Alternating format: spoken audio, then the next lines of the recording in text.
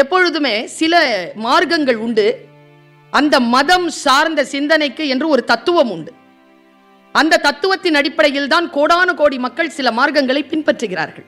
அப்படி பார்க்கின்ற பொழுது கடவுளை அடையக்கூடிய வழி என்பது ஒவ்வொருவரும் சமைத்து வைத்திருக்கக்கூடிய பாதை.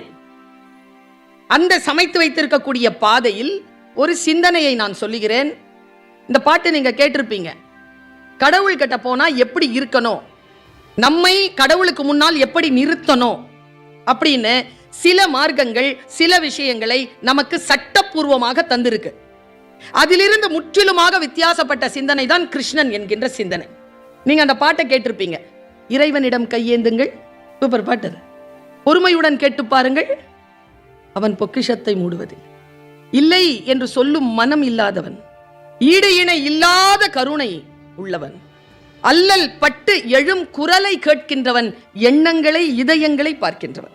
இதுவரைக்கும் பாட்டிருக்கு. அடுத்த 2 வரி, அவனிடத்தில் குறை அனைத்தும் சொல்லி காட்டுங்கள். சரியா? அவனிடத்தில் குறை அனைத்தும் சொல்லி காட்டுங்கள், அன்பு நோக்கு தருக என்று அழுது கேளுங்கள். இந்த பாட்டு இங்க அப்படியே இந்த சிந்தனையை வச்சுக்கங்க. எனக்கு எப்பவுமே சத்குருவை பார்த்தாலோ இல்லை இந்த வாலண்டியர்ஸை பார்த்தாலோ சுவாமிகளை பார்த்தாலோ எப்படியோ தெரியாது, என் கண் கலகலத்துறோம். ஆனால் ராசலீலா நடக்கக்கூடிய அந்த விருந்தாவன் தோட்டத்திற்குள் நுழைகிறோம் நாம். அது அப்படியே நான் சொல்கிறேன். நான் அனுபவித்த இந்த விஷயத்தை உங்களிடத்தில் கடத்திவிட்டு போகிறேன். கிருஷ்ணலீலா புத்தகத்தில் வெளியீட்டு விழாவில் அறிமுக விழாவிலே பேசுவதற்கான ஒரு வாய்ப்பு எனக்கு கிடைத்ததாக நான் இதை கொள்கிறேன். உள்ள நுழையிறோம். அது ஒரு வீடு மாதிரி இருக்கு அந்த கோவில். யாரை பார்த்தாலும் கிருஷ்ணா கிருஷ்ணான்னு சொல்லல, யாரை பார்த்தாலும் ராதே ராதேன்றாங்க. இந்த ராதேயா இருக்கிறது இருக்குல்ல, கிருஷ்ணனா இருக்கிறதுக்கு கூட சுலபம், ராதையா இருக்கிறது தான் கஷ்டம். கடவுளா ஆகிரலாம். கடவுளுக்கு தன்னை நிகராக்கி கொண்டு அவனோடு மர்ஜ் பண்ற ஒரு விஷயம் இருக்குல்ல, அது எப்படி காலம் கடந்து கிருஷ்ணனை ஒப்பாக வந்து கிருஷ்ணனுடைய பெயரே இல்லாமல் வெறும் ராதை பெயராவே நிற்கக்கூடிய ஒரு வாய்ப்பு எப்படி அவளுக்கு வாய்த்தது அப்படிங்கிறத நான் உள்ள போகிறேன். அப்போ அந்த பூசாரி என்கிட்ட ஒரு வார்த்தை சொன்னார். எனக்கு ஹிந்தி தெரியும், கூட வந்ததுக்கெல்லாம் தெரியாது, எல்லாம் தமிழ் இங்கிலீஷ். எனக்கு ஹிந்தி தெரியுங்கிறதுனால அந்த பூசாரி என்கிட்ட சொல்றார், அழாதீங்க, அழக்கூடாது. வேற எப்படி கடவுளை பார்த்தா நமக்கே அந்த பொங்கி ஆனந்தத்தால கண்ணீர் வந்துருமே, மனசெல்லாம் அப்படி பிடிச்சி உரிக்கிறோமே, எப்படி அழாம? ஒண்ணுதான் விருந்தாவனுடைய ரகசியம், இதை நீ புரிந்து கொள். அந்த பூசாரி சொன்னதையா என்னன்னா, நீ எதை விருந்தாவனத்தில் தருகிறாயோ அதை இரட்டிப்பாக பெறுவாய். அப்போ என்ன செய்யணும்னா, கூத்தாடு, ஆனந்த கூத்தாடு, மகிழ்ந்திரு. எவ்வளவு மகிழ்ச்சியாக இருக்க முடியுமோ அந்த ராதை முன்னாலும் அந்த கிருஷ்ணன் முன்னாலும் நீ எவ்வளவு மகிழ்ச்சியாக இருக்கிறாயோ அதை விட 100 மடங்கு மகிழ்ச்சியை அவர்கள் உனக்கு தந்து கொண்டே இருப்பார்கள். மகிழ்ச்சியாக இருந்த உடனே நான் சொல்ற முரளி அண்ணாவோட சேர்த்து நாங்க ஒரு 10 பேர் 11 பேர் இருந்தோம். எல்லாமே சிரிச்சு கொண்டாடி தட்டாமலையெல்லாம் ஆடிட்டு உட்கார்ந்து சிரிச்சு பாடி ஆடி அந்த வளாகத்தை விட்டு வெளியில் வந்தோம், அந்த கோவிலை விட்டு வெளியில் வந்தோம். கொண்டாட்டம், வாழ்க்கையை கொண்டாட்டமாக வைத்திருப்பது. சத்குரு சொல்லுவார், என்னை உங்கள் வீட்டிற்கு அழைக்காதீர்கள், ஏனென்றால் உங்கள் வீட்டை உங்களை விட ஆனந்தமாக நான் அனுபவித்து விடுவேன். கொண்டாட்டமாக இருப்பது. கொண்டாட்டத்திற்கு நமக்கு ஒரு நாள் தேவைப்படுகிறது. பிறந்த நாளோ கல்யாண நாளோ, கல்யாண நாள் அன்னைக்கு கணவன் மனைவியில ஒன்று கல்யாண நாளை மறந்துச்சுன்னா முடிஞ்சது அன்னைக்கு ஹோல் டே. காதலிக்கும் போது நீ இப்படி இருந்தியா, கணவனான மட்டும் இப்படி இருக்கிற பாருங்களேன். சத்குரு சொல்கிறார், கிருஷ்ணலீலா நூலின் மூலமாக நமக்கு சொல்கிறார், don't seek the days for celebration, life itself is sufficient to celebrate.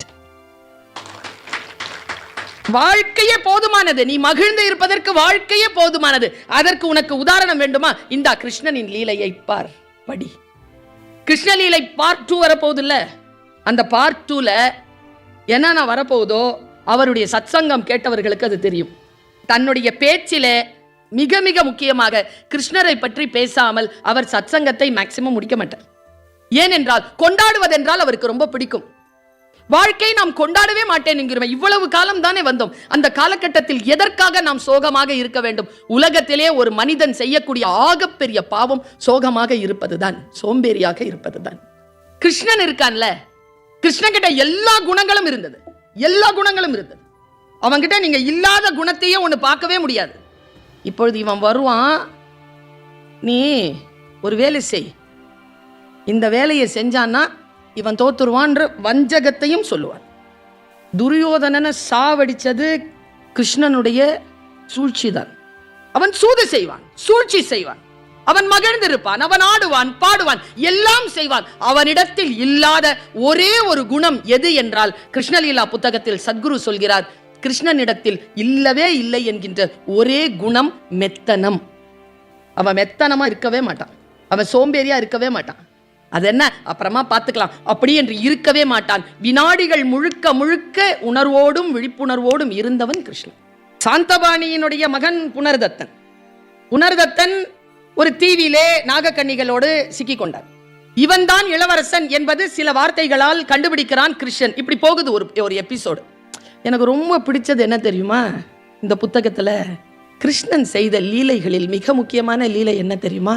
He was a protector and he was a lovable protector for women.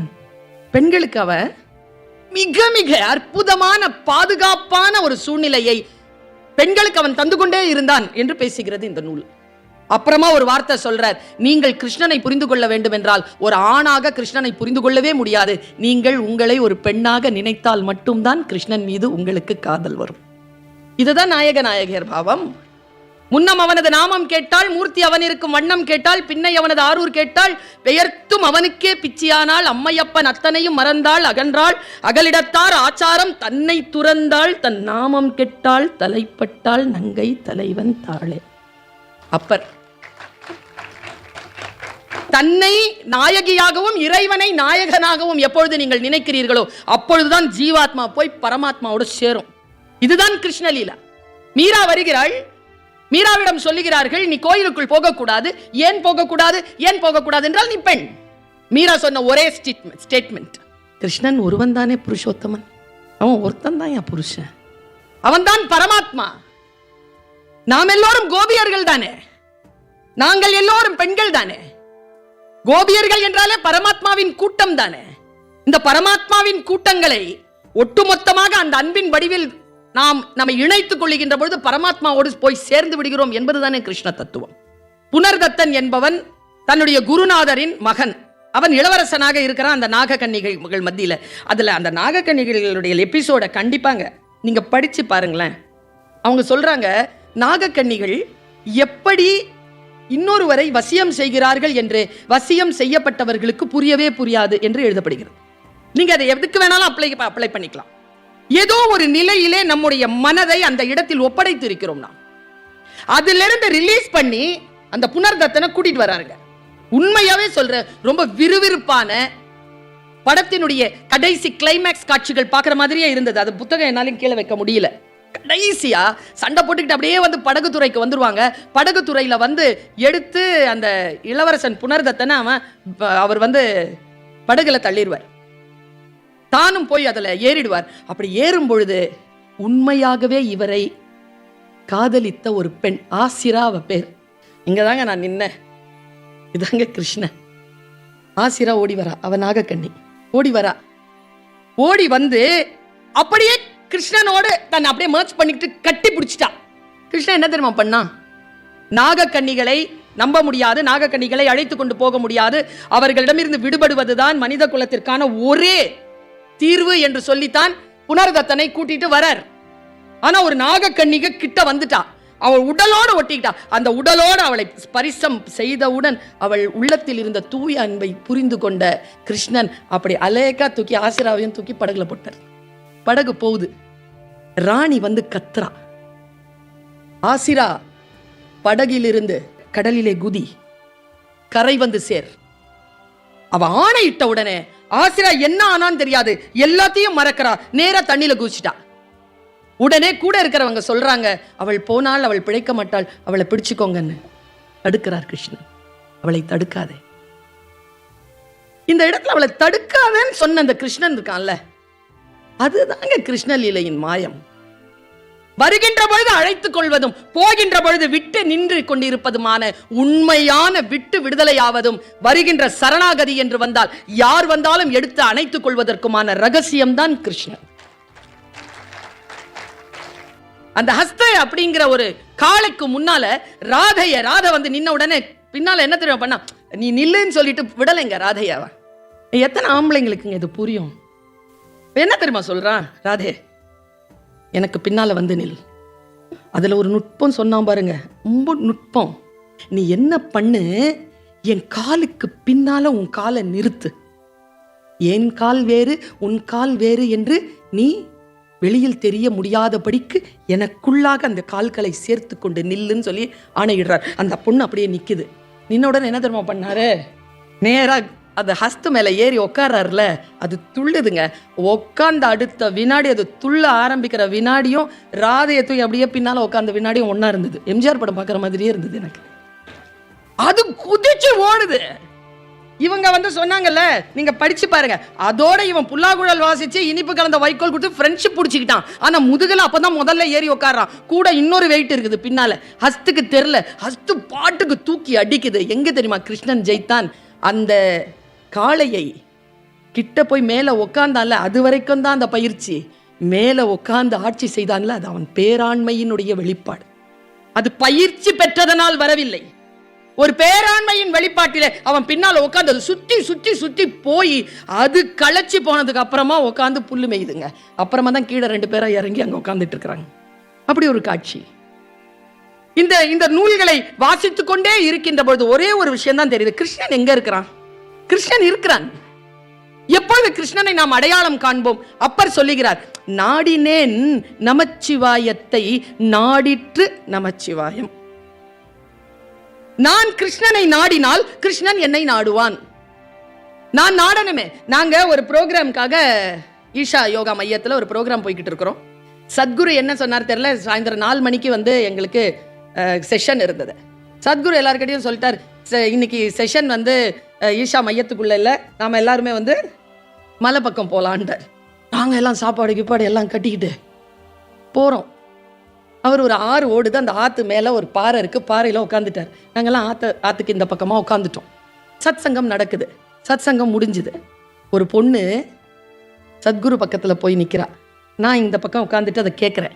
Sadhguru ஒரு வார்த்தை, அந்த பொண்ணு ஒரு வார்த்தை சொல்லிச்சு. அவள் ட்ரைனிங்க்கு வந்த பொண்ணு, Sadhguru I am in deep pain. அது வடநாட்டு பொண்ணு. I am in deep pain, please be with me. என் கூட இருங்க குருவே, நான் மிக ஆழமாக காயப்பட்டிருக்கிறேன். அவள் பேசுகிறா. சத்குரு பதில பாருங்க, I am with you, you try to be with me.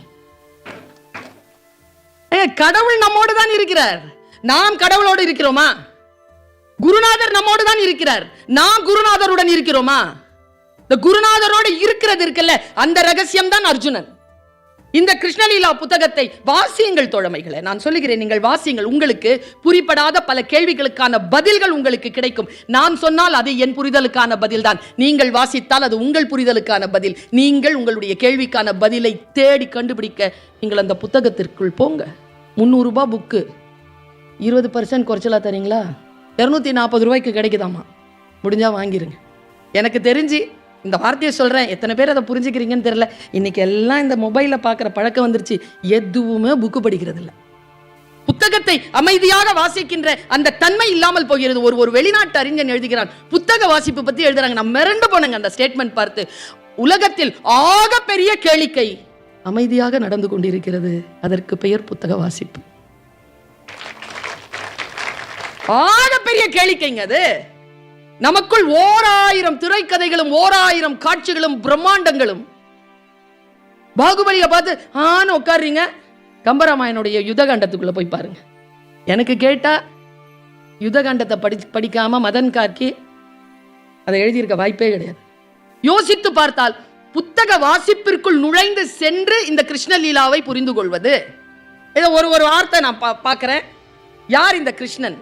கிருஷ்ணனை எப்படி நீங்கள் புரிந்து கொள்வது? உண்மையிலேங்க ராமரை புரியுதுங்க, ராமர் இதான்னு புரியுதுங்க. கிருஷ்ணன் யாருன்னு புரியலையே. எங்க அம்மாட்ட நான் கேட்டேன், உங்களுக்கு ஏமா கிருஷ்ணன் பிடிக்கும்னு. அவன் யாருங்கிறத யாராலையும் புரிஞ்சிக்கவே முடியாது, அதனால தான் கிருஷ்ணன் எனக்கு பிடிக்கும். சத்தியமாங்க, எங்க அம்மா தந்த பதில். ஆனால் கிருஷ்ணலீலாவில் கிருஷ்ணனை புரிந்து கொள்வதற்கான சில அமிர்த துளிகளை வீசி இருக்கிறார் சத்குரு. இதை இந்த குருநாதர் இல்லாமல் வேறு யாராலும் தமிழிலே இவ்வளவு அழகாக சொல்லிவிட முடியாது. நான் ஒரு காட்சியை நிறுத்துகிறேன். கிருஷ்ணன் யார் என்ற காட்சி சத்குரு வாயிலிருந்து உதிர்ந்த வார்த்தைகளை நேரடியாக இந்த காதுகளில் கேட்டேன். நான் இப்படியே சொல்றாருங்க உட்கார்ந்து. என்ன உண்மையாவேங்க நான் சொல்றேன்.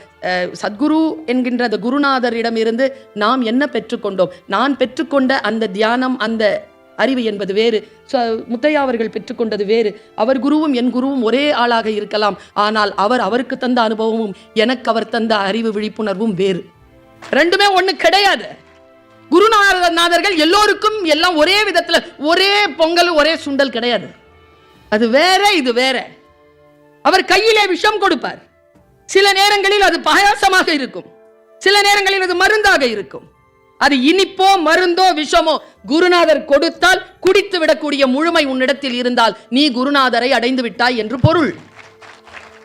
Unconditional submission. அன்கண்டிஷனல் சப்மிஷன் நம்ம கிட்ட வருதா? கடவுள் கிட்ட கூட அதான் அன்கண்டிஷனல் சப்மிஷன். இது எப்ப வரும்? டவுட் இருந்துச்சுன்னு வச்சுக்கோங்களேன். என்னடா இது, நாம செத்துட்டோம்னா உண்மையாவே அங்க யார் இருப்பா? நம்ம அம்மா அப்பா சொல்றாங்களே அந்த கடவுள் இருப்பாரா? இந்தா இவங்கெல்லாம் வச்சுக்கிட்டு அங்க இந்த குழல் ஊதி இவர் நிற்பாரா? சிவபெருமான் சொல்றாங்களா, அப்ப அவர் யாரு? அவர் இருப்பாரா? நான் ஒண்ணு சொல்றேங்க, இந்த கேள்விகளுக்கெல்லாம் பதில் என்ன தெரியுமா? குருநாதரை சரணடைவதுதான். நீங்களாக இதெல்லாம் கண்டுபிடிக்கவே முடியாது. ராமகிருஷ்ண பரமஹம்சரிடம் விவேகானந்தர் கேட்டார், எனக்கு கடவுளை காட்டுவாயா? காட்டுகிறேன் என்றார் ராமகிருஷ்ணர். காட்டினாரா இல்லையா என்று தெரியாது. ஆனால் ராமகிருஷ்ணரும் விவேகானந்தரும் ஒன்றாகி போனார். இந்த ஒன்று கலத்தல் இருக்குல்ல, இந்த ஒன்று கலத்தல் கிருஷ்ணனோடு உங்களுக்கு நிகழ வேண்டுமா? நீங்கள் சில பயணங்களை மேற்கொள்ள வேண்டும். நான் ரொம்ப கம்பீரமான ஒரு வார்த்தையை சொல்லுகிறேன். ரொம்ப கான்ட்ரடிக்டரான ஒரு விஷயம். இது ரொம்ப முரண்பாடு கொண்ட ஒரு விஷயத்தை சத்குரு பேசுகிறார். இது என் சொல் அல்ல, சத்குருவின் சொல். நாம இன்னைக்கு புகழ்ந்து பேசிக் கொண்டிருக்கிறோம் இல்ல பகவத்கீதை. அந்த பகவத்கீதை ஏன் வந்தது என்று சத்குரு பேசுகிறார். இப்ப பாருங்க, நான் அவருடைய பேச்சை கேட்கின்ற பொழுது ரொம்ப ரிப்பலான, ஏன் எதுக்கு எப்படி என்று கேட்டுக்கிட்டே இருக்கக்கூடிய மனநிலை கொண்ட ஒரு ரிப்பலான மனநிலை கொண்ட ஒரு பெண்ணா அவர் உட்கார்ந்து அவர் பேசிக்கிட்டு இருக்கிறார். நான் கேட்டுட்டு இருக்கிறேன். அவர் சொல்றார், இப்போ சொல்லுங்க, கிருஷ்ணன் ஆயுதங்களை கீழே போட்டுட்டான், இப்படி யாரேனும் சொல்வார்களா? எல்லோரும் ஒன்றை, இதுதான் சரி, இதை நீ பின்பற்று என்று சொல்லுவார்கள். ஏன் இதை பின்பற்ற வேண்டும் என்று கேட்டால் அதற்கான விளக்கம் யாரிடத்திலும் கிடையாது. பெரியவங்க சொன்னா கேளு. அதனாலதான் இன்னைக்கு சின்ன பசங்க எதையுமே கேட்கறது இல்லை. எதையாவது கேட்கணும்ல சார், எதையுமே கேட்கறது இல்லை சார். எங்க அம்மா ஒரு சுருதி பெட்டி வச்சிருக்கிறாங்க. அதுல ஆரம்பம் இருக்குல்ல, இதுல தான் எங்க அம்மாட்ட நாங்க பேசணும். அம்மா பசிக்குது, 50 ரூபாய் வேணும். ரீல கூட ஏற முடியாது, வாய்ஸ் பொல்லேர்னு விழும். என்ன குரல் உயருது, ஏந்திரிச்சு வரமாட்டேன்னாங்கல்ல, இந்தா ஃபோன் போடுறேன், ஃபோன் எடுத்தா பாருங்க, சுல்தானா எங்க இருக்கிற, இப்படிதான் இருக்கும் வாய்ஸ். எங்க 8 கட்டையில இருக்கும். எங்களும் ஃபர்ஸ்ட் கட்டையில நிறுத்திடுவாங்க, அவங்க 8 கட்டையில பேசுவாங்க. இன்னைக்கு சின்னதெல்லாம் 8 கட்டையில பேசுது. இந்த சின்ன சிறுசுங்களை மாதிரி இந்த பெரியவங்க ஒரு கட்டையில கூட பேச மாட்டேங்கிறாங்க. என்னாச்சு பிள்ளை, ஏன் இவ்வளவு கோவப்படுது? எனக்கு புரியவே இல்லைங்க. நமக்கு தாங்க இந்த கிருஷ்ணலீலா படிக்கணும்.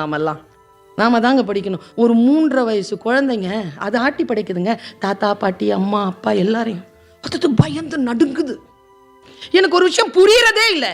புருஷனை வாடா போடாங்கிறாங்க, பிள்ளைய வாங்க போங்கிறாங்க. என்னத்துக்கு தான் இது வருது நமக்கு? நான் ஒன்று சொல்றேன், நமக்கு ஒரு மரபு இருக்குல்ல. இப்போ நான் வேற நம்பிக்கை சார்ந்தவ தானே. நான் ஏன் கிருஷ்ணலீலா பேசிட்டு இருக்கிறேன்? இதுதான் இந்தியாவும் தமிழ் மரபும் நமக்கு சொல்லி கொடுத்ததுங்க. இதை புரிய வைக்கிறதுக்கு ஒரு குருநாதர் வேணுமா இல்லையா? அதுதான் சத்குரு. எனக்கு அவர் அதனால தான் அவர் ரொம்ப பிடிக்கும். அவர் பேசுறாரு பேரு கையில கீழே போட்டுட்டான். எனக்கு புரிஞ்சுதுங்க. 30 வயசுல எனக்கு புரியுதுங்க. அது கிருஷ்ணன் உட்காந்து அவனை பார்க்குறான். அர்ஜுனா ஆயுதத்தை எடு, கொல்லுங்கிறான். இப்போ நீங்க எல்லாரும் எனக்கு சொல்லுங்க, அவர் சொன்னதுங்க சத் சங்கத்துல, நான் யாரையும் கொல்ல மாட்டேன்னு கீழே போட்ட அர்ஜுன சாமியா, எடுத்து எல்லாரையும் கொல்லுடா, அடிடா, வெட்டுடா அப்படின்னு சொல்றவன் சாமியா? அப்படி நாங்க எல்லாம் அப்படியே பார்த்துட்டு இருக்கோங்க. என்ன பதில் பாருங்களேன். ஏன் தர்மனுக்கு சொல்லாமல் கீதை அர்ஜுனனுக்கு சொல்லப்பட்டது? தேடி பாருங்க, இந்த புக்ல பதில் இருக்கு. தர்மனுக்கு தானே சொல்லி இருக்கணும். சரி, அவன் கீதை சொன்னான்ல, அதை யாரெல்லாம் கேட்டாங்க? அர்ஜுனன் மட்டும் தான் கேட்டானா? திருதராஷ்டிரன் எப்படி கேட்டான்? சஞ்சயன் மூலமா கேட்டான். சரி, இப்ப நாமெல்லாம் படிச்சுட்டு இருக்கிறோமே கீதை, அது எந்த கீதை? சஞ்சயன் சொன்ன கீதை. அதனால தான் நமக்கு அர்ஜுனனுக்கு புரிஞ்ச மாதிரி புரியல. ஏன்னா அர்ஜுனனுக்கு சொன்னது கிருஷ்ணன், திருதராஷ்டிரனுக்கு சொன்னதும் நமக்கு சொன்னதும் சஞ்சயன். நான் என்ன சொல்றேன், இதோ கிருஷ்ணன் இருந்தா என்ன சொல்லியிருப்பானோ அதை சத்குரு சொல்லியிருக்கார். தயவு செஞ்சு எடுத்து படிச்சிருங்க. சஞ்சயனுடைய வார்த்தையிலிருந்து விடுபட்டு நீங்கள் கிருஷ்ணன் வார்த்தைக்குள் நுழையலாம். இந்த விளக்கத்தை நான் உணர்ந்து சொல்கிறேன். அவர் சொல்றாருங்க எதற்காக அர்ஜுனனை தேர்ந்தெடுத்தார். இன்னொரு விஷயமா உங்ககிட்ட சொல்றேன், இந்த குழந்தைகள்லாம் சில கேள்விகள் கேட்கும், நமக்கு பதில் சொல்ல தெரியாததுனால தான் அதுங்க மதிக்கிறது இல்லை. நம்மள ஒழுங்கா பதில் சொல்லணும்னா பயமா இருக்கும். சத்குரு பாருங்க, உட்காந்து சத் சங்கத்தில் கொஸ்டின்லாம் கேட்டாங்கன்னா சூப்பராக பதில் சொல்வார். அதனால தான் எல்லாரும் அவங்கள மதிக்கிறோம். யாகாவராயினும் நாகாக்க காவாக்கள் சோக அப்புறம் சொல்லி இழுக்கப்பட்டு இவன் தானே ஞானி, பதில் சொல்லணுமா இல்லையா? பதில் சொல்கிறார் சத்குரு. பாருங்க என்ன பிரச்சனை தெரியுமா? விஸ்வரூபம் என்பது காட்டுவது இல்லை, நாம் காண்பது. இப்ப சத்குருவை குருவா பார்த்தீங்கன்னா அந்த விஸ்வரூபம் தெரியும். எல்லாருக்கும் தெரியாது. அவர் ஒரு சாதாரணமான சாமியார். ஈஷா ஃபவுண்டேஷன் ஒன்று வச்சிட்டு இருக்கிறாரு, நிறைய பள்ளிக்கூடம் நடத்துறாரு, நிறைய சாமியார்களை பிடிச்சி போட்டு ஈஷா ஃபவுண்டேஷனாக வளர்த்துட்டு இருக்கிறார். இவ்வளவுதான் தெரியும். விஸ்வரூபம் என்பது நாம் காண்பது, யாராலும் அதை காட்ட முடியாது. எனக்கு அறிவு இருந்தால் எனக்கு விஸ்வரூபம் தெரியும். நான் சும்மா சாதாரணமா சுடிதார் போட்டுக்கிட்டு இந்த ரோட்ல நடந்து போனேன்னா யாருமே மதிக்கவே மாட்டாங்க, யாருன்னே தெரியாது. ஒருத்தருக்கு தெரிஞ்சிருச்சுன்னு வச்சுக்கோங்களேன், ஐயோ பாருன்னு சொல்லிட்டானா, சூப்பராக பேசுறீங்க மேடம்.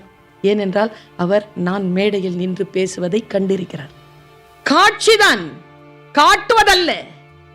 குருநாதர் காட்ட மாட்டார், நாம் கண்டுகொள்ள வேண்டும். அந்த வாய்ப்புகள் வரும், வாய்ப்புகள் வருகின்ற பொழுது அந்த தரிசனம் நமக்கு கிடைக்கும். அவர் சொல்றார், ஏன் அர்ஜுனனுக்கு இது கிடைத்தது? அர்ஜுனன் கையில இருந்து ஆயுதங்களை போட்டான். சத்குரு சொன்னது வார்த்தை, போயிட்டு போட்டான். ஏன் போட்டாங்க? அவன் சொன்னது என்ன தெரியுமா? என்னால் ஆயுதங்களை ஏண்டா இவ்வளோ நேரமா கொண்டுட்டு இருந்த எல்லாரையும், என்ன பிரச்சனை உனக்கு? என்ன பிரச்சனை? என்ன தெரியுமா பிரச்சனை? முன்னால் இருக்கிறதெல்லாம் சித்தப்பா, பெரியப்பா, குருநாதர், அண்ணன், தம்பி எல்லாம் முன்னால் வந்துட்டாங்க. இப்போ எல்லாரையும் கொல்லணும்னா என்னால் முடியாது. குருநாதர் சொல்கிறார், எவ்வளோ பெரிய ஞான வாக்கியம் பாருங்க. அர்ஜுனா, கையில் ஆயுதம் எடு, அவர்கள் மீது கணை தொடு, அவர்களை உயிரோடு கொல். ஏன் தெரியுமா சொன்னான்னு சொல்லிட்டு சத்குரு விளக்கம் தர்றார். நீ ஒருவரை கொலை செய்ய வேண்டும் என்றால் எப்போ உன் கை நடுங்குது?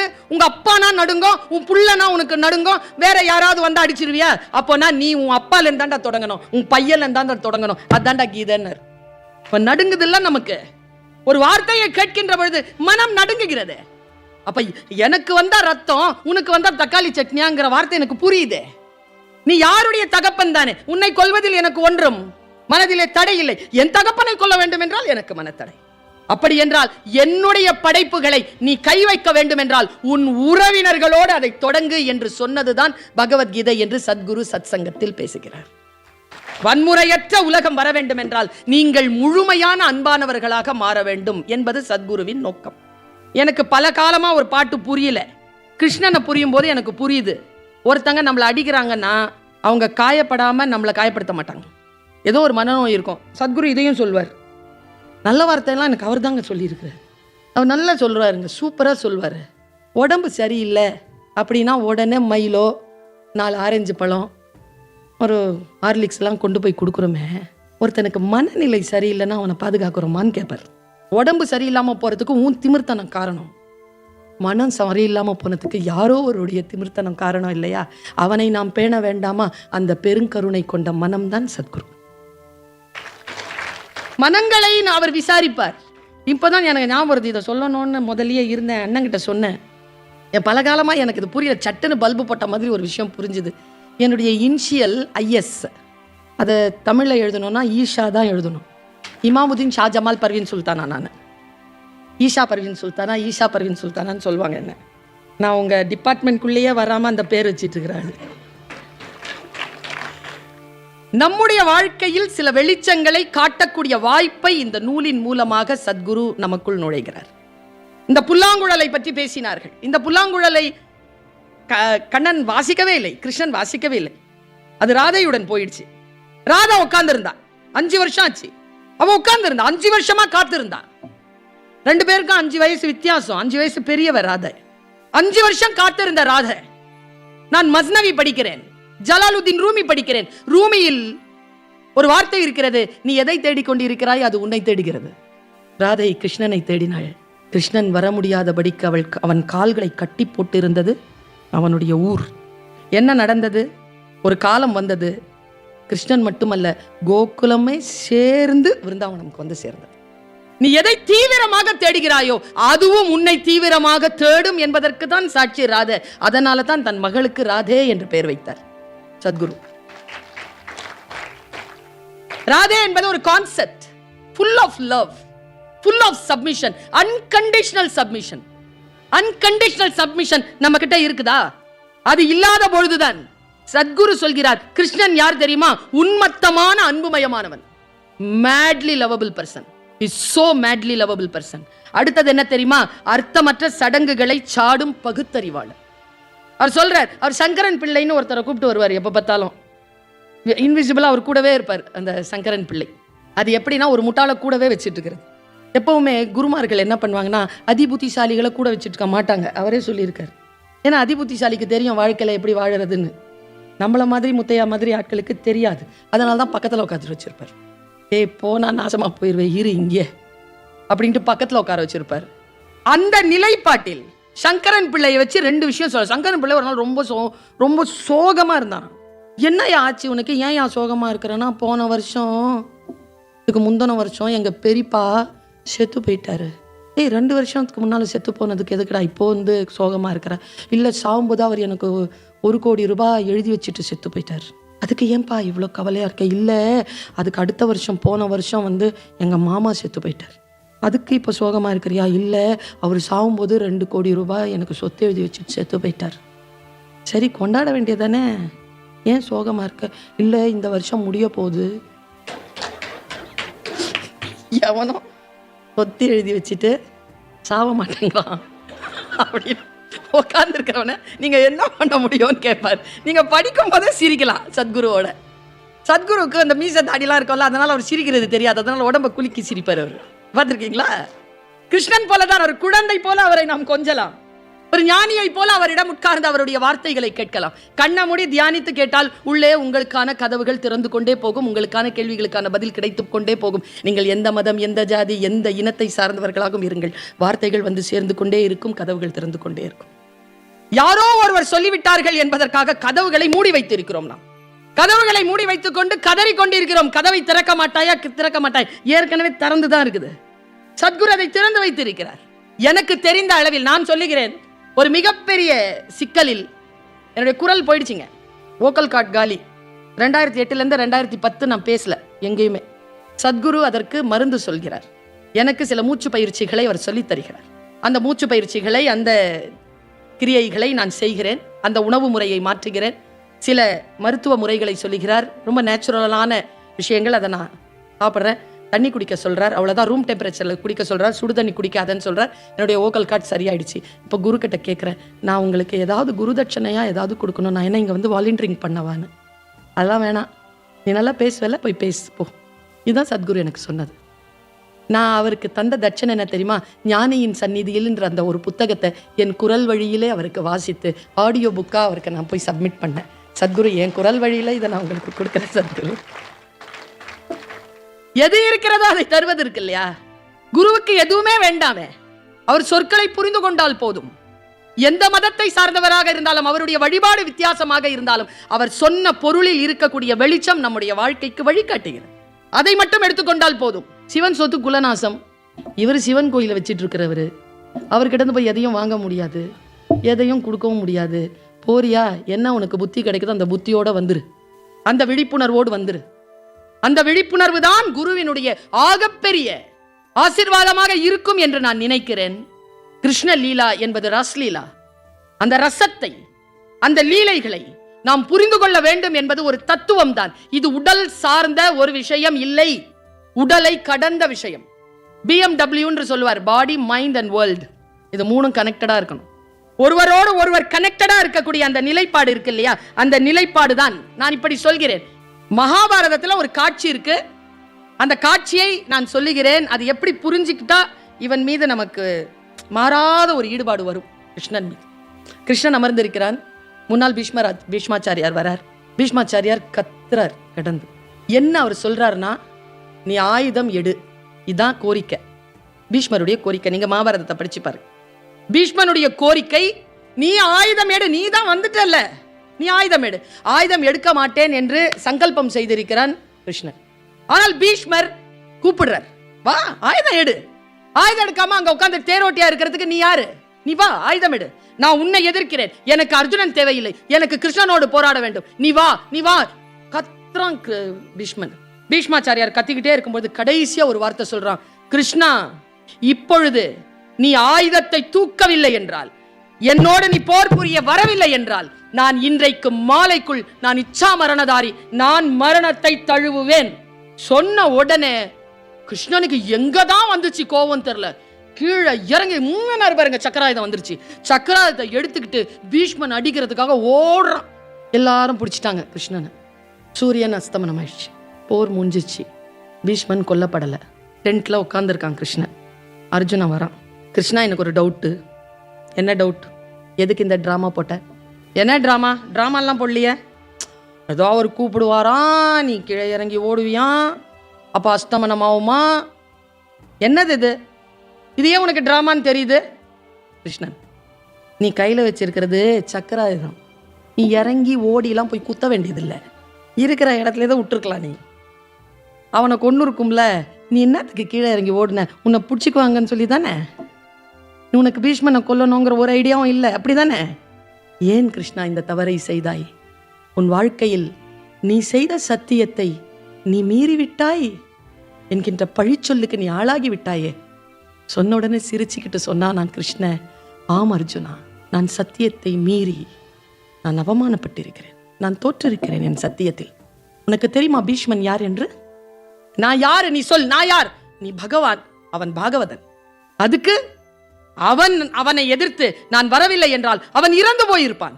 அதற்கு பகவான் தோற்கலாம், பாகவதன் தோற்கலாமா? ஒருபோதும் கிருஷ்ணன் பாகவதர்களை தோற்கடிப்பதே இல்லை. தான் தோற்று போக தயாராக இருக்கிறான், தான் தோற்கிறான். அவங்க சொன்னாங்க, அவனுக்கு வாட்டம் இல்லையா, அவனுக்கு சோகம் இல்லையா? ஆனால் அவனுக்கு சோகம் இருந்தது. அவன் நமக்கு கொடுக்கிற பாடம் என்ன தெரியுமா? நீ இந்த சோக மூஞ்சியை எடுத்துக்கிட்டு இன்னொருத்தவங்க முன்னால போவாத. சோகமாக இருக்கின்ற கிருஷ்ணனை நீங்க பார்க்கவே முடியாது. ஏன் தெரியுமா? உங்கள் கண்ணில் அவன் படவே மாட்டான். இதுதானே கிருஷ்ண லீலை. இன்னொரு விஷயம் கிருஷ்ணன் சொல்றது, எப்பவுமே ட்ரெஸ் வெல், ஒழுங்கா ட்ரெஸ் பண்ண. முன்னால் இருக்கின்றவர்கள் உன்னை பார்த்து பிளசண்டா ஆகணும். நல்லா எப்படி? அதனால் தான் எப்பொழுதும் அவன் அலங்காரமாகவே இருந்தான், எப்பொழுதுமே அவன் அழகனாகவே இருந்தான். தன்னை முன்னிறுத்தி கொள்வது, தன்னை எப்படி முன்னிறுத்தி கொண்டால் அடுத்தவர்கள் மிக சிறப்பாக இருப்பார்களோ அந்த அளவிற்கு தன்னை முன்னிறுத்தி கொள்ளுதல். பழைய விஷயங்களை அப்படியே பண்றதுக்குள்ள எனக்கு ரொம்ப சோகமுயா என் மனசுல. ஒரு காலகட்டத்தில், முதல்ல நான் சின்ன பிள்ளையா இருக்கும்போது இந்த வட சென்னையில் எங்களுக்கு முன்னால் ஒரு அக்கா வீடு இருந்துச்சு. அவங்க இந்து மதத்தை சார்ந்தவங்க. அவங்க காலையில் இது போடுவாங்க, கோலம் போடுவாங்க. அந்த கோலம் அரிசி மாவில் தான் போடுவாங்க. அவங்க எனக்கு தெரிஞ்சு இன்னைக்கு யாரும் அரிசி மாவில் கோலம் போடுறதே இல்லை. போடுறவங்க ரொம்ப நல்லவங்க, ஆனால் தெருவில் போட மாட்டீங்க, ஃப்ளாட்டில் உங்கள் வாசலுக்கு முன்னால் போட்டுக்கு, அங்கே எந்த எறும்பும் வராது. இன்னொன்று பார்த்துருக்குறேன் நான், கிராமங்கள்லாம் போனீங்கன்னா குங்குமமும் மஞ்சளும் இந்த வாசப்படியில் தடவி வச்சுருப்பாங்க. இன்னைக்கு பெயிண்ட் அடிச்சு வச்சுருக்குதுங்க. எனக்கு புரியறதே இல்லைங்க இந்த விஷயங்கள் எல்லாம். மாவிலை தோரணம்ங்கிறது எவ்வளோ பெரிய சயின்டிஃபிக்கான விஷயம், அதை பிளாஸ்டிக்கில் மாட்டி தொங்க விட்டுருக்குறேன்.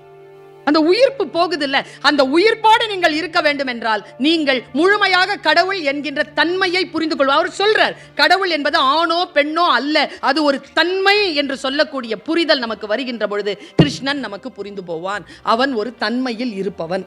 அந்த தன்மையை நாம் எப்படி புரிந்து கொள்ள? அவன் குழந்தையா? ஆமா குழந்தைதான். அவன் இளைஞனா? ஆமா இளைஞன் தான். அவன் வசீகரிப்பவனா? காதலனா? ஆமாம் அவன் காதலன் தான். எல்லோரையும் இம்சிப்பவனா? ஆமாம் இம்சிப்பவன். அவன் ராஜனா? ஆம் ராஜன். அவன் யோகியா? ஆம் யோகி. அவன் ஞானியா? ஆம் ஞானி. அவன் கிங் மேக்கரா? அவன் கிங் மேக்கர். அவன் கிங்னா? அவன் கிங். அவன் வீரனா? அவன் வீரன். அவன் விளையாட்டு பிள்ளையா? விளையாட்டு பிள்ளை. அவன் திருடனா? அவன் திருடன். மற்றவர்கள் மனதை திருடன். அவன் ஒரு வசீகரமான ஒரு பொருள். அந்த தன்மை, வசீகரமான ஒரு தன்மையை நாம் எப்படி புரிந்து கொண்டிருக்கிறோம்? நான் இப்படி சொல்லி நான் முடிக்கிறேன். நான் அமிர்த்சர் போறதுக்கான வாய்ப்பு நடந்தது எனக்கு. நான் அமிர்த்சர் போறதுக்கு முன்னால ஒரு இடம் இருக்கு பஞ்சாப்ல, அங்கதான் ரண்பூமி, குருஷேத்ரா. இன்னிலிருந்து ஒரு 10-15 வருஷத்துக்கு முன்னால அந்த குருஷேத்திர நான் புரிந்து கொண்ட இந்த மதத்தை நான் சொல்லுகிறேன். மற்றவர்களுக்கெல்லாம் ஹிஸ்டரி இருக்குங்க. இந்து மதம்ன்றது என்ன தெரியுமா? அது ஒரு வே ஆஃப் லைஃப்ங்க. அது ஒரு தத்துவம், அது ஒரு அறம்ங்க. அது அறம் சார்ந்த ஒரு விஷயம். அதற்குள் இருக்கக்கூடிய பிழைகள் மலிந்ததற்கு மதம் என்னங்க செய்யும்? அந்த கான்செப்ட் என்ன செய்யும்? மனிதர்கள் அதை புகுத்து கொண்டார்கள் என்றால் மனிதர்கள் தான் அதை விளக்க வேண்டும். அந்த கான்செப்டை விளக்க வேண்டிய அவசியம் இல்லை. அந்த கான்செப்ட் முழு தத்துவார்த்தமான விழிப்புணர்வு கொண்ட ஒரு அற்புதமான, உலகத்திற்கே ஆன்மீகத்தை சொல்லி தருகின்ற அற்புதமான ஒரு வாழ்வியல் முறைதான் இந்து மதம். அந்த இந்து மதத்திற்கான ஒரு வெளிப்பாடு தான் கிருஷ்ணன். இந்த தத்துவத்தை நாம் புரிந்து கொள்ள வேண்டும். முழுமையாக நாம் அவனை புரிந்து கொண்டால் சிலைகள் தேவையே கிடையாது. ஏன் கண்மூடி அமர்ந்திருக்கிறோம்? அப்படி பார்த்துக்கிட்டே உட்காரலாம். ஏன் கண்ணை மூடுறோம்? இன்வர்ட், பிரத்யங்கரம், உள்ளுக்குள் காண் என்று சொல்லக்கூடிய அந்த தத்துவத்தை எதை வேண்டுமானால் நீ உனக்குள்ளாக அந்த இயக்கிக் கொள்ளலாம். அதை ரொம்ப அழகா முத்தையா சொன்னார். நீ கடவுளினுடைய அம்சத்தோடு இருக்கிறாய், ஆனால் நீ கடவுள் என்று சொன்னால் அந்த அம்சத்தை நீ சரியாக புரிந்து கொள்ள மாட்டாய் என்பதற்காக அது உனக்கு சொல்லப்படாமல் இருக்கிறது. அதை நீ புரிந்து கொண்டால் பியூட்டிஃபுல்லான ஒரு கான்செப்ட், டைரக்டா புரிஞ்சுக்கிட்ட கான்செப்ட். தருண் ஒரு இளைஞன், அவன் நேரா குருஷேத்ராவுக்கு போறான். இதை நான் ஏற்கனவே பதிவு பண்ணியிருக்கேன், மறுபடியும் பதிவு பண்றேன். இந்த சபை ரொம்ப அழகா கேட்டுட்டு இருக்கு, அதனால பதிவு பண்றேன். எப்படி இதை புரிந்து கொள்வது? மகாபாரதத்தை, கிருஷ்ணனை எப்படி புரிந்து கொள்வது? யார் இந்த கிருஷ்ணன்? ஏன் அவன் லீலைகள் செய்கிறான்? எனக்கும் அவனுக்கும் என்ன தொடர்பு? அவனை நான் புரிந்து கொள்வதன் மூலமாக எனக்கு என்ன கிடைக்கும்? அவனுக்கு கோவிலோ, அவனுக்கு லீலைகளோ, அவனுக்கான விஷயங்களோ, அதற்காகவா கிருஷ்ணன்? இல்லை, என்னுடைய விடுதலைக்காகத்தான் கிருஷ்ணன். நான் எப்படி விடுதலையாவது? நான் எப்படி இந்த கிருஷ்ணனை நான் எப்படி புரிந்து கொள்வது? இந்த படம் ரொம்ப அழகா இருக்குங்க. இந்த படம் ஏன் தெரியுமா? இந்த படத்துக்கு முகம் இல்லைங்க. கிருஷ்ணனுக்கு முகம் கிடையாதுங்க. நீங்க யாரை நினைக்கிறீர்களோ அந்த முகத்தை கொண்டு வந்து இதில் பொருத்தி கொள்ளலாம். அதனால்தான் கண்ணன் என் காதலி, கண்ணன் என் சேவகன், கண்ணன் என் தாய், கண்ணன் என் குரு என்று பல்வேறு விதங்களில் எழுதுகிறான் பாரதி. நீ எதுவாக நினைக்கிறாயோ அந்த முகத்தை பொருத்தி கொள்ள முடியும் கிருஷ்ணனிடத்தில். தருண் ஒருத்தன் போய் நின்னுட்டு அந்த குருஷேத்திரம் மண்ண அப்படியே தடவி பார்த்தானா, இங்கதானே குருஷேத்திரம் நடந்தது, இங்கதானே பஞ்ச பாண்டவர்கள் எல்லாம் போரிட்டார்கள், இங்கேதானே கௌரவர்கள் எல்லாம் செத்து போனார். ஒரு சாது அந்த இடத்துக்கு நின்னு சொன்னாராம், ஏய் என்ன மண்ணை தடவிட்டு உட்காந்துருக்க போ. இல்ல இது ரண்பூமி இல்லையா, இங்கதானே மகாபாரதம்லாம் ஒன்றும் நடக்கல போ. ஏங்க, நடந்த ஒரு விஷயம் நாங்கள் புக்கிலெல்லாம் படிக்கிறோம், நடந்துச்சின்னு சொல்கிறாங்க. 3500 வருஷத்துக்கு முன்னாலெல்லாம் நடந்திருக்குன்றது எங்களுக்கு பெரியவங்க சொல்லியிருக்காங்க. இருக்கிறத இல்லைன்னு சொல்கிறதுக்கு நீ யாருன்னு தருண் சண்டை போடுறான் சாதுகிட்ட. சாது உட்கார வைத்து சொன்னார், என்ன நினைக்கிறாய்? பஞ்சபாண்டவர்கள், கௌரவர்கள், இவங்கெல்லாம் யாருன்னு நினைக்கிற? யாரு? நீ மகாபாரதத்தை புரிந்து கொள்ள வேண்டும் என்றால், சாது சொன்னது, மகாபாரதத்தை புரிந்து கொள்ள வேண்டும் என்றால் பஞ்ச பாண்டவர்கள் என்பது உன் ஐம்புலன்கள். சரி, 100 கௌரவர்கள் என்பவர்கள் 100 இச்சைகள். உன் ஐம்புலன்களை கொண்டு அந்த 100 இச்சைகளை வெல்வதுதான் மகாபாரதம் சொன்னாரா? இது நம்மள மாதிரி ஒரு ஆளு தருண் டவுட்டு கேட்டான். அப்போ கர்ணன் யாரு? கர்ணன் தான் உன் மனசாட்சி. ஏன் அதை மனசாட்சின்னு சொல்ற? எல்லா அட்டூழிய அயோக்கியத்தனத்தையும் பண்ணிட்டு நான் ஏன் இப்படி பண்ணன்னு தெரியுமான்னு சொல்லிட்டு அது நமக்கு சாதகமா மற்றவங்க கிட்ட அது பேர் வாங்குறதுக்கு துடிக்கும். நான் ஏன் பொண்டாட்டி அடிக்கிறேன்னு தெரியுமா? நான் ஏன் திருடுறேன்னு தெரியுமா? முதல்ல உங்களுக்கு தெரியுமா? நான் சின்ன பிள்ளைங்களா பார்த்து ஏன் அவங்க ஸ்கூல் பேக்லேருந்து பொருள் திருடுறேன் உங்களுக்கு தெரியாதுல்ல? நான் சொல்கிறேன், என் நியாயத்தை புரிஞ்சுக்க. ஏன் சின்ன பிள்ளைங்க கையில் இருக்கிற மிட்டாயை நான் வாங்கி சாப்பிட்றேங்கிறது நான் ஏன் சாப்பிட்றேன்னு தெரிஞ்சுக்கிட்டீங்கன்னா நீங்கள் எல்லா தப்பம் பண்ணிட்டு நியாயம் சொல்வியா? அதான் கர்ணன். அப்போ பீஷ்மாச்சாரியார், கிருபாச்சாரியார், இன்னொருத்தர் இருக்கிறாரு துரோணாச்சாரியார், இவங்கெல்லாம் ஏன் கௌரவர் பக்கமாக நின்னாங்க? அவங்களாம் ஞானிகள் தானே, குருமார்கள் தானே, அவங்களாம் எங்கே போய் நின்னாங்க? எல்லாரையும் கூர்ந்து பாரு, எல்லாத்துக்கும் வயசாயிருக்கும். வயசாயிடுச்சுங்கிறதுனாலேயே அவங்க அறம் பக்கம் நிற்பாங்கன்னு நீ எதிர்பார்க்க கூடாதுங்கிறதுனால தான் அந்த வயசானவங்களெல்லாம் இச்சை பக்கமாக போய் போட்டேன். அடுத்ததுதான் ரொம்ப சூப்பர். அப்ப நான் எப்படி, இப்ப கிருஷ்ணன் யாரு? கிருஷ்ணன் தான் கடவுள். எப்படி இதை நான் இணைக்கிறது?